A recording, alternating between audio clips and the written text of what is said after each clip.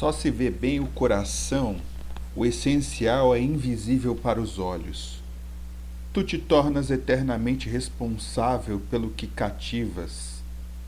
Gente, o professor pirou. Do que ele está falando? Calma, pessoal. Eu estou falando sobre um livro que é um livro muito conhecido da literatura mundial infantil, O Pequeno Príncipe, de Antoine de Saint-Exupéry. Então, o assunto hoje é este livro, dando continuidade ao tema amizade. Então, para começar a aula, a primeira coisa que a gente tem que saber é quem foi Antoine de Saint-Exupéry e o que isso tem a ver com esse livro. Então agora a gente vai ver uma breve reportagem que foi exibida no jornal Hoje, para vocês entenderem melhor quem foi o autor desse livro e qual a relação disso com essa obra, que é uma obra linda, vale a pena se vocês tiverem a oportunidade de fazer a leitura. Vamos ver o vídeo brevemente.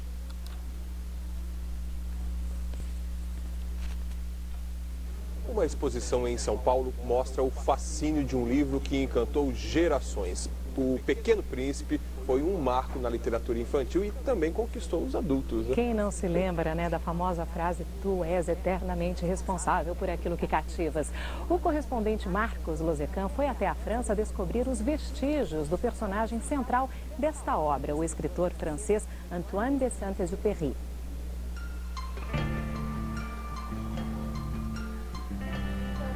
Nesta exposição em São Paulo, a história mágica do Pequeno Príncipe, que visita 7 planetas, sempre cruzando com homens estranhos, invade a imaginação. Mostra todos os mundos, o mundo do mendigo, o mundo do rei, é muito legal.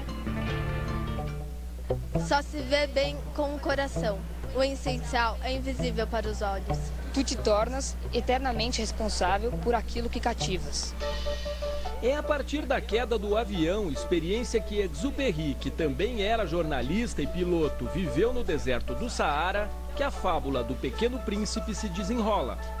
O minúsculo país onde ele morava, o asteroide B612, a rosa que lhe fazia companhia. É um universo completamente lúdico, é mágico, na verdade. E as crianças se encantam com esse livro, depois os jovens se apaixonam e a gente, na maturidade, acha que pode decifrar.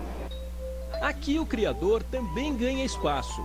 Saint-Exupéry surge nas fotos, nas imagens, nas cartas, nos desenhos. Ele desapareceu jovem no mar no sul da França em 1944, durante a Segunda Guerra Mundial. Foi alvo dos nazistas.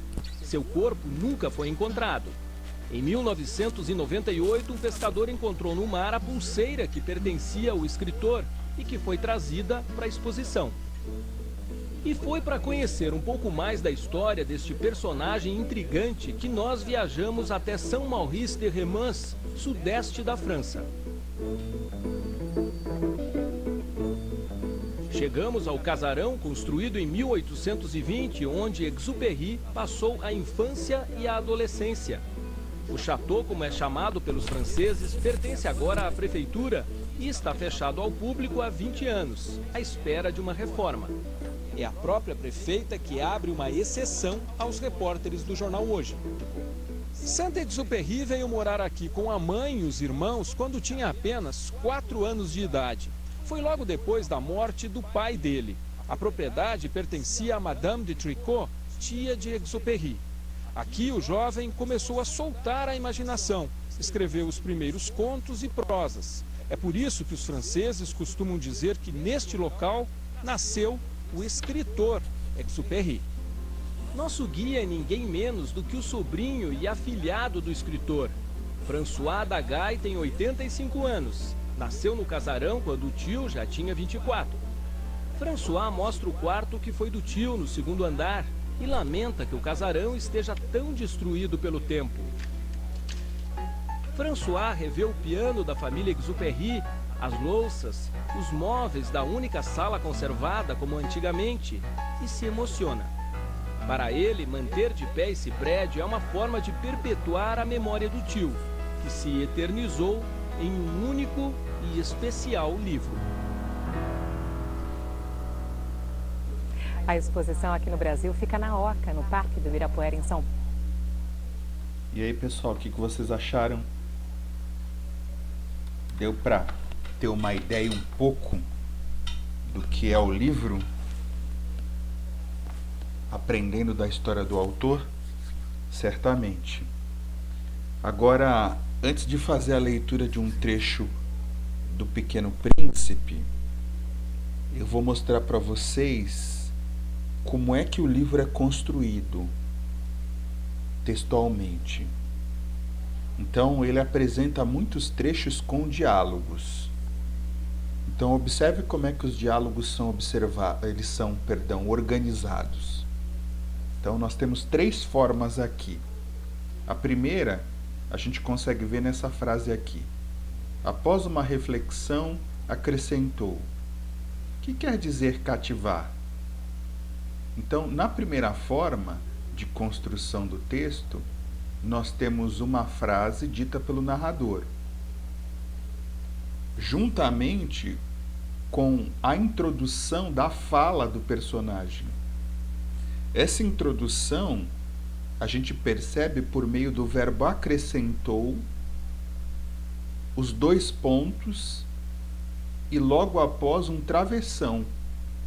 Então, esse verbo, junto com a pontuação, os 2 pontos e o travessão, indica a introdução da fala da personagem, que no caso é o Pequeno Príncipe.